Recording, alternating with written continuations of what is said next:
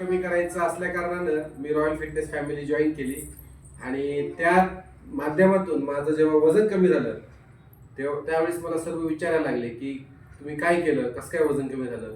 तर मी हा online platform लोकांना इंट्रोड्यूस करून दिला, त्यांना सांगितला आणि जे मी केलं ते इतरांना सांगितलं आणि अमेझिंग इतरांचे देखील रिझल्ट्स आले आणि अशा पद्धतीने हा बिझनेस स्टार्ट झाला खूप सोप्या पद्धतीने आणि कोणत्याही प्रकारचं इन्व्हेस्टमेंट न करता हा बिझनेस आज मी 2.5 वर्षे करतोय आणि खूप चांगलं त्याच्यातून पैसे देखील मिळत आहेत. महेश सरांचं हे वाक्य अतिशय महत्त्वाचं आहे की बघा, आपण म्हणतो की व्यवसायाला भांडवल लागतं, पण ते म्हणतायत की एकही रुपया भांडवल न खर्च करता त्यांनी तो व्यवसाय चालू केला. आपण म्हणजे म्हणतो ना पैसे लागतात, पण खरंच पैसे लागत नाही व्यवसाय करायला. जर मूर्तिमंत उदाहरण सर सांगतायत. थोडं मग पुढे गेल्यावरती सर कसं सुरुवात झाली. मी म्हणजे प्रत्येकाला आयुष्यामध्ये गुरु भेटत असतात, तसे तुम्हाला कोण गुरु भेटले? माझे मित्रच आहेत दिनेश कुमार बांगर सर. दिनेश कुमार बांगर म्हणून आहेत. हो. आणि ते कुठे असतात सर? ते देखील शिक्षक आहेत. खोपोली इथे असतात. बरं, मी कालच खोपोलीला जाऊन आलो. ऍक्च्युली महडला गेलो होतो गणपतीला. ओके, खोपोलीला असतात. बरं सर, कोणताही इन्व्हेस्टमेंट नसताना गेल्या वर्षीचं वार्षिक उत्पन्न त्यांचं निव्वळ नफा 1 CR आहे सर.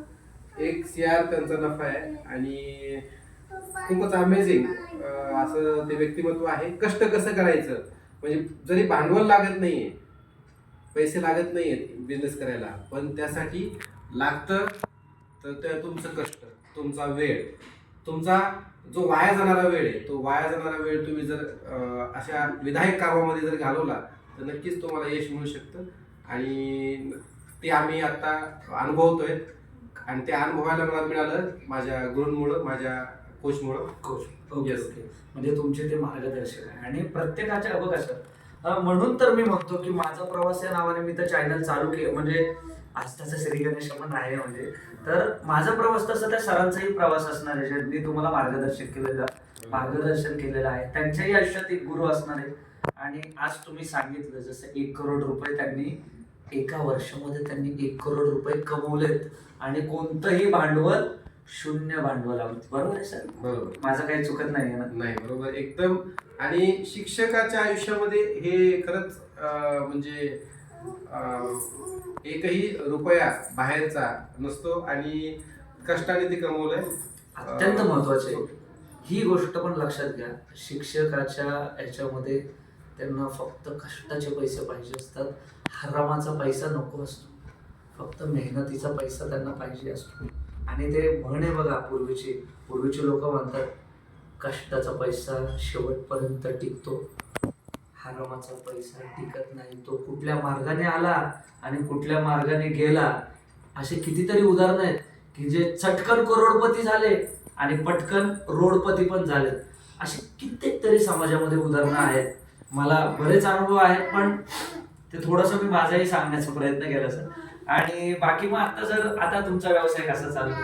दिदे तू थांब 2च मिनिटं. चालेल बेटा, काय प्रॉब्लेम नाही, पण पप्पा 5 मिनिटात फ्री होते.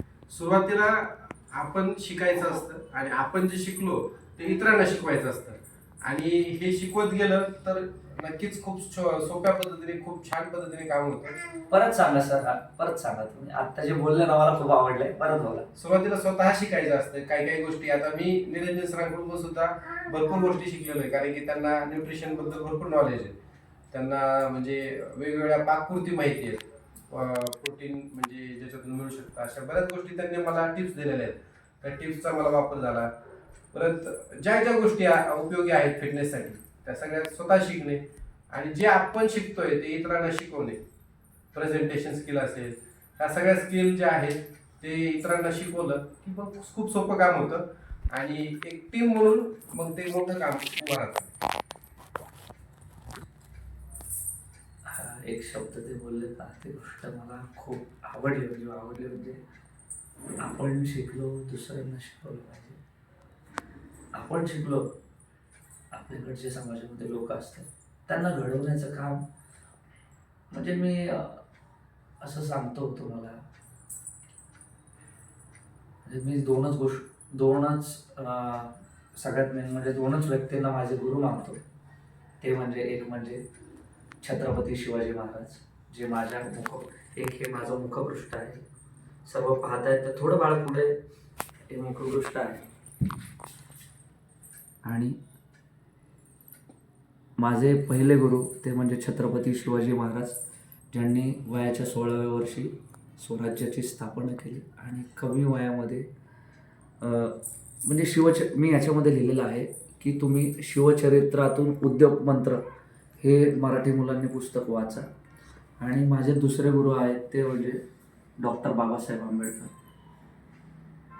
यांना तुम्ही फक्त वाचलं ना, यांची पुस्तकं वाचली ना, फक्त दोनच गुरूंची, एक आणि दोन. एक सांगतो, आपल्या आयुष्यामध्ये पहिले गुरु असतात आपल्या आयुष्यात